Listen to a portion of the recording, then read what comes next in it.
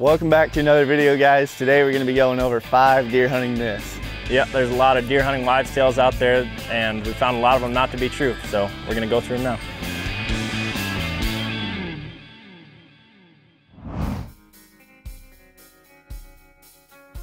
Nocturnal bucks, Hayden. Fact or fiction? Fiction, I think. Yes, I would concur. A lot of folks are dead set on this being true. I mean, whether it's through watching hunting media over the years and a lot of their favorite TV personalities telling them that these bucks are nocturnal, that classification or that word nocturnal is what's always trips my trigger, I guess, because nocturnal means only moving at night. Yeah. It's not like they're moving these great distances during the day. I mean, when we're hunting these things, we're right there in the bedding area or right in the edge of it, but they're still moving. If you're setting up in rut, travel corridors and funnels, or your trail cameras are out over those food sources away from the bedding areas, those bucks are getting there in the middle of the night. They may be bedded 500-600 yards back. It's just taking them that long to get out there. It doesn't mean that they're fully nocturnal. If you watching through some of this footage, I mean, me and Zinger, the first time we saw this and all the light bulbs started kicking off was in the buck nest. And that was back in 2017. And all we'd heard up to that point was stay out during October, don't hunt until Halloween, then hunt all day during the rut for weeks and weeks and weeks on end. Well, that year, I think it was like October 7th, and we went in and we saw like 15 bucks in one bedding area and 5 or 6 shooters. It was absolutely nuts. And they were all just standing up all around us. I mean, and you can see in the footage, it's way before dark. And when we got back to the car that night, we're like, there's something to this bedding area thing. Yeah. Well, we not only have seen this through personal experience, but we also did a podcast a few years ago with the MSU guys down at the Deer Lab, and they pretty much confirmed it from their research. It's like bucks, even during the October lull, are up and moving during the day. And they may not move very far from the bedding area, but they're going to be up browsing around and staying tight to those bedding areas. So when we like to focus on bedding areas, it's especially important at that time of year. Yep. Most people think that this is true because of their trail cameras and their lack of buck sightings during October. But what we've noticed is if you're in the bedding area, you see them up and moving around. And then we've also had a bunch of successful hunts in the last few years. And even during like the middle of the day, I remember the early season muzzleloader hunt with Jake. We saw that buck bed down in the morning, and throughout the day he stood up 3-4 times. He didn't move far, but he stood up and browsed around. That buck in particular was moving in the morning during daylight, was up and moving during the day in his bedding area, and then y'all killed him right before dark. Yep. And he was up and moving around. I mean, but like you said, he didn't move very far. Yeah. He's just in that little bubble. So that's why it's real important to get in the bedding area with them. I mean, they don't go under the ground at 4 a.m. and then come out, dig themselves out at 10. I mean, they're up and moving around. Like you said from Jake's hunt, you've got footage of the deer actually up and moving. They're deer, they got to feed like 5 times a day. And the data even shows that through the research from the MSU guys. And if you are just getting pictures of them at night, you can try to figure out which direction they're coming from and try to figure out where you think they're bedding based on their direction of travel as they're moving past your camera or going back to bed in the mornings, and then try to move your camera or do some observation sits a little bit closer to what you think their bedding area is. And most of the time, the best bedding areas or locations where we see these things during daylight are spots that have multiple natural food sources close by. They're secure areas with high stem count cover, and they've got water. So they got everything they need in that bedding area to survive for at least the majority of the day. Yeah. And at that time of year, they can still be repetitive in the areas that they are bedding. So if you're consistently getting pictures of them coming from a specific direction, you can backtrack that into what you think that bedding area is. Right, and they're more active during the rut, but then that pattern ability is much more difficult because they're moving at random, looking for does. Which is why we like October and the early season, even in the mornings. So as Ward mentioned, one of the common things that you'll hear hunters talk about is how you shouldn't hunt mornings in the early season. And that's kind of a newer thing that's started happening in, I would say, probably the last like 10 years or so. Yeah, I feel like you hear it all across the board in hunting media. I think when hunters are saying that you shouldn't hunt in the morning, they're talking about going in and bumping deer off of a food source like a food plot or an ag field. But the strategy that we're using a lot of times is kind of going in the back door of those areas, getting in the bedding areas, and hoping that the deer are going to come back to the bedding area off of those food sources. And we've just found that to be pretty effective early in the season. We tend to see quite a bit of good movement in the morning a lot of times, especially in October. Last year, I had 2 hunts in October in the morning and shot bucks. One was at like 9 o'clock in the morning and the other was right at first light. I feel like one thing about morning hunts that maybe people do a little bit wrong is they don't sit there long enough. Yeah. I feel like that's something that I have done in the past is I'll get down right after first light and be like, well, nothing came through. I'm sure nothing's coming through now. But it seems like you'll catch that moving maybe right off the bat in the morning, or there'll be a little bit of downtime and then wind picks up or something changes just a little bit, and then that's when they really get up and move. One thing too that's pretty interesting is mid-morning bed shifts, and it's something that we've been keeping an eye on probably since we started hunting bedding areas around 2016, 2017. One thing that really helps build confidence is watching deer in open country settings. This past season I was hunting a lot of open country habitat, and it's very consistent that if the wind changes, deer get up and move, and that can be any time of the day. So if you can keep that confidence in the early season in an area that is harder to see in, you can catch deer moving around with wind shifts throughout the morning. One really good example from September was when Jake and I were hunting in 2017. We were set up in a bedding area where we had bumped the buck out of. We went back in there a couple days later.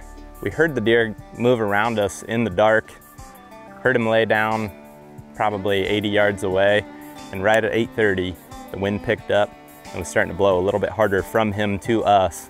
And as soon as that happened, he stood up, made a rub, you could see the shrubs moving around, and he walked right to 10 yards and we got a shot at him. But had we not been patient, sitting there until that wind shifted later into the morning, we wouldn't have got to see him get up and move and ultimately end up right under our setup. Yeah, one example that comes to mind last year when me and Cole were hunting together of a really good early season morning hunt was when we were in the buck nest. And we sat there, we got in there way before daylight, didn't bump anything. And then we saw a really nice buck go across the bedding area right at first light, basically. So we sat there for 2 or 3 hours until about 9 o'clock. Didn't see anything in that whole time period. And then all of a sudden the wind picked up a little bit and deer just came out of the woodwork. They were coming from everywhere. We saw probably 10 different does up moving around, making shifts. And a couple bucks came in right behind us and they started sparring and doing whatever. And then they moved off and went and bedded down, and then the movement just shut off after that. For like an hour though, from like 9 to 10, they were moving like crazy. I feel like it makes a lot of sense too. Deer bed down at first light with those conditions in their favor, and if those conditions start to change, they're gonna want to readjust and get into a position that works out better for them to stay safe. And when the wind shifts, they're definitely gonna have to put themselves in a different position to be able to smell danger. Yeah. So I think it makes a lot of sense, and you can definitely take advantage of it if you're hunting in the morning, but you can't take advantage of it if you're just sitting at home. All right, if you spook a buck, is it all over? No, at least we don't believe so. No, we've had some very interesting experiences bumping bucks and eventually killing them, or at least seeing them in a short time frame. All depends on the nature of the bump, how you spook them. If you catch them by surprise, the wind's starting to pick up today, kind of like it was the day me and Gooch spooked that buck. We were just walking through the woods on a windy day with the wind in our face, and we bumped him out of his bed. He ran about 80 to 100 yards and then stopped and was like, you can see him in the footage, like whipping his head and looking around and stuff. We just surprised him. He didn't know what the heck happened. So he looked around for a little bit and then he got out of there and took off running, but the very next day, we killed him about 300 yards from that same spot. So he didn't leave the entire area and he didn't go completely nocturnal. He was up moving around during the day, the very next day. Quite a bit the next day even. I mean, he probably moved from his original spot where you guys saw him feeding. He probably moved at least 100 yards up the hill, if not a little further, right? Oh yeah, and that was, like you said, that was up in the morning, like mid-morning time frame, and he was just making a bed shift or moving around. He was going up to feed on acorns on the ridge. The good bedding cover was in the bottom. There was no acorns down there, and at that time they were really hammering the red oaks, so he'd come up on that ridge and me and Gooch were able to kill him. But that's just one example of many where we spooked one. I mean, y'all spooked the Nebraska buck, and he was doing the same thing, bed shift mid-morning, same area where you spooked him out of a few days before that. Yeah, and that one in particular, we bumped him on purpose. Yeah. We were doing a bow drive, trying to figure out if deer were using that bedding area or not, and turns out they were, and the buck that I watched bump out of there and run over the hill ended up coming back in there, I think 2 days later, and we got a shot at him. Those are 2 early season examples, both in the morning, also, by the way. Yep. Just add that in there. But we also have a couple of good rut examples, like you and Ben bumped the buck, and then you got on him later. And that was a little bit interesting because that was the same day. And I feel like it's a little bit easier to bump one, reset back at home, make a game plan, but that day in particular, we're kind of running out of season. When we bumped that buck, same deal that Aaron's talking about with the example with him and Gooch, the buck ran away and you could just tell from his body language that he didn't really know what was going on. He was with another deer, and it seemed like that deer maybe saw us or heard us and saw us, and he was just following along. So in that example, we just chilled out, tried to look at the direction that he was going and tried to find a terrain feature that was similar to what we had just bumped him from. He was headed towards a spot that looked very similar on the map as far as topography goes. How far away was that? About 350 yards, which is something that I've heard from other people in our group, other hunters. I know, like, how far do they go when you spook them? And that's a kind of a common average distance is 300, 400, 500 yards, somewhere in there. Basically to the next safe area where they're not getting continually pressured. Yep, and we were pretty confident that that's where he went. And we spent the whole middle part of the day circling around the X where we thought he might have went to bed. And as we started working our way in, we found feeding sign that was coming from that bedding area that we thought he might be at. Ultimately, we got pretty dang close to where we thought he might be, and about 40 minutes before dark, we heard him walk off the ridge. We thought he might be bedded, and he walked right to 40 yards feeding on acorns, and totally calm. Acted like nothing had happened that day, and it was just a huge confidence boost to put the pieces of the puzzle together that day. And I think one thing that's important to keep in mind is if you bump a deer, it's going in a direction that you're usually observing. You can always just follow them. Yeah, you can just follow them. I mean, you had that happen, and me, Greg, and Gooch were in Georgia, and it was the last day of our hunt, and we went in there and ended up spooking a buck and a doe. Actually, it was several bucks and a doe, one really big buck, and some other ones with a doe. But he never spooked. He was concerned with the doe.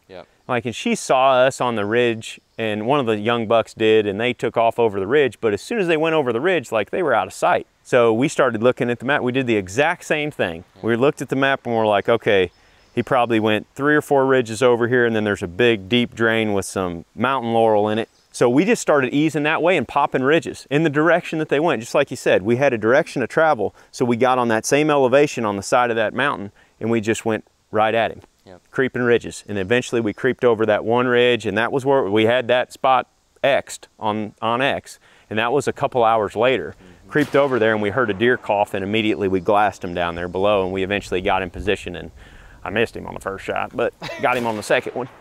I think one thing too, if you don't have a great line of travel, even on dry ground, you can track deer fairly well in a timber situation. In that situation, that's exactly what happened, because when we crested the ridge, you could see where the leaves were tilled up from the running tracks where they bounded off and went down and through. So we just followed those as far as we could tell until they slowed down, and then we couldn't make heads or tails of the tracks anymore. But then we just started popping ridges and then saw him right there. And in that same distance, it's like 300 or 400 yards, and then they just were fine. They set up shop and they were chasing that doe around, feeding. I think that makes it especially, I guess, easy to get back on them. They're so preoccupied with the doe. That's definitely a huge advantage if you've bumped one, is if he's with a doe, I feel like it's almost an advantage to bump them sometimes if they have a doe, because now you're like, all right, I know I'm in the game. I know I'm hunting a buck that has a hot doe, and his defenses are gonna be, I guess, kind of turned off. So if you bump a buck, it's not over. Stay after him. All right, this next one is maybe not as well known of a myth as nocturnal bucks or something like that, but I still think it's valuable information to talk about. And the myth here is, if you shoot a deer and it does a hind leg kick, it means it's a lethal shot 100% of the time. So it's often referred to as a mule kick, hind leg kick, and this is a reaction that can happen when you shoot a deer through the chest cavity, typically forward in the chest cavity, heart or lungs, and most of the time, when a deer does a hind leg kick, it's a good thing. It means you've made a good shot, but as we'll see, that's not always true 100% of the time. And this has some implications for potential follow-up shots and blood trailing. I know it's something I always heard on like TV shows and stuff like that growing up.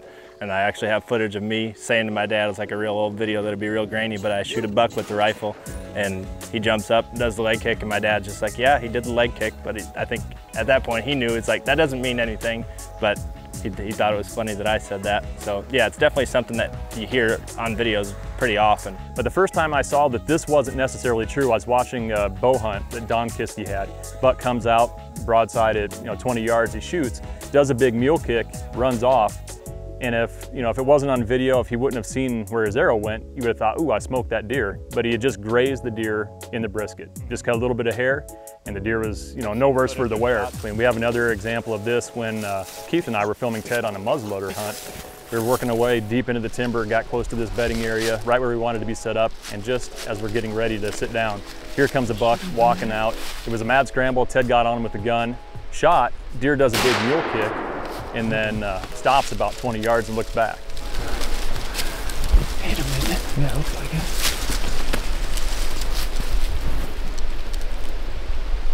Just basically burned some hair off of his chest is what happened, Exactly. right? And that's when you just got to start reading the deer's body language after that. Luckily for him, he had a gun where he could just ram another bullet down the gun, and the thing stood around for long enough and didn't know what happened, where he could follow up and make another shot. But that's not a situation where you want to sit there and glass him and hope he starts to fall over. That's when you got to be kind of quick on your feet. Like he definitely kicked like he got hit, but I couldn't see. He got hit on the first one, but like again, I'm assuming it was low. Because I've seen them do that, where you hit them, just graze them way low in the brisket, and they'll do a big mule kick. And you think I got him, but he's standing around there for however 2 minutes, however long it took you to load up another one. Look right there. There's your first one. Oh, right there, it did graze him. Yep. Shaved him. That's exactly what I thought happened. Wow. Felt like a bee sting or something for him, where you just scared him for a second, he bounded off and calmed right back down, basically. Yeah, so I guess the lesson being from this is a lot of times when you do see him do the mule kick, it does mean good things, but it can just mean you hit him somewhere else forward, like, in the brisket or even lower in the leg, where if you have a chance to make a follow-up shot anytime, whether it's back, forward, whatever. Gun or bow. Right. We're gonna keep shooting until we know the animal's down, so. All right, on this last myth, we're going to talk about blood trails and tracking deer, because all of us have been there. When I was a kid, every local expert that went with us would tell us one thing. Gut shot, he's going to water. Right. Wounded deer won't run uphill. Fatal shot won't run uphill. Yeah, oh, he's making circles, so he should be dead anywhere in here. I mean, we went through all that when we were younger, but the more we do this, the more we talk to the dog trackers and stuff, there's just so much variability with blood trails. Even bubbles in the blood doesn't necessarily mean it's a double lung. I mean, I've always heard, that's lung shot or double lung. That's, I guess, not necessarily what that means through talking to these tracker guys, so. Oh yeah, and sometimes I used to hear if it's bright red blood, it's heart shot. I mean, that's not necessarily true either. I mean, you could hit a deer double lungs and he not bleed hardly at all. And you could hit one marginal that's gonna survive, like on a flesh wound like we're talking about, and he bleeds for 300 yards. It's just, there's so much variability. Yeah, there's so many different factors to play into what kind of blood trail you're gonna get. It could be, the shot angle, whether you're from a tree or on the ground, the head that you're using, where on the animal you hit. Yeah, and that's a good point. A lot of people are gonna say, well, it depends on the broadhead you're using, and that changes the blood trail. It can to a certain degree, depending on where you hit on the animal, but we've shot mechanicals all the way through these little small fixed blades, and we've seen all kinds of variability across the board in results. That deer I shot, I think it was 2017 or 18, shot him from a tree with an expandable, and he was slightly quartered to. I put the arrow back further than where it should have been, and so we had a low exit, which you'd expect a lot of blood from, but it just pretty much immediately clogged up, with fat and other things, where after, I think, less than 100 yards, we pretty much were just following pin drops, and luckily he didn't go too much further after that. But that's, with the big expandable and not that far back of a shot, where it exited straight out the bottom of the deer, where you'd expect to have a good blood trail, but it just plugged up. We've seen it with Greg's buck a couple years ago, and a few of the hogs we've shot down south, is if you've got a good shot with a low exit forward, those tend to bleed a lot because that arrow's going through the arteries in the high pressure vessels in front of the heart, and then it's exiting low. So all that blood has nowhere to go, but gravity pulls it to the ground, and then you find tons like that buck that Greg shot, that you all went and helped him get out. He hit that one with a fixed blade, or with a cut on contact Magnus, and it comes straight out the front low, and he had good blood trail. It just totally depends. We get so many comments on the videos saying, you know, it's due to the broadhead. You got to shoot this broadhead because it produces this blood trail. And we just have not seen that. And I think in talking with a lot of the dog trackers, they haven't seen that to be the case either. It's like whenever you see an experienced dog tracker take up the trail, yes, they look at the blood to some degree, but there's so much variability that they don't infer like everything off of looking at the blood trail. Biggest thing to take away is if you shoot a deer and you don't have a lot of blood on the ground, that does not mean that the deer's not laying right over there dead. Right. Zach was just talking about that big buck that him and Logan killed a few years ago. It's a perfect shot in hardly any blood. Deer only made it 100 yards, 150 yards. I mean, perfect shot.